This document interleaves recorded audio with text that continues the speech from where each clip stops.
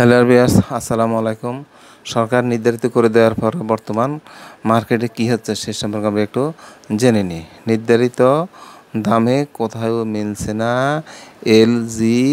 LPG gas, অর্থাৎ বাজারের বাজারে কারসাজি। খুচরা বাজারে 12 কেজি এলপিজির দাম 1364 টাকা নির্ধারণ করে দেওয়া হলেও 1500 টাকা কমে কোথাও মিলছে না এই গ্যাসের বোতল।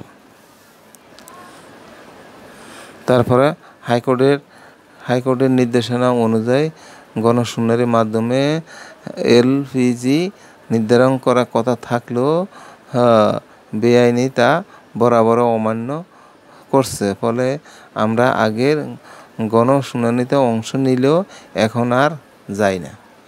আল্লাহ হাফেজ, সবাই ভালো থাকেন, সুস্থ থাকেন।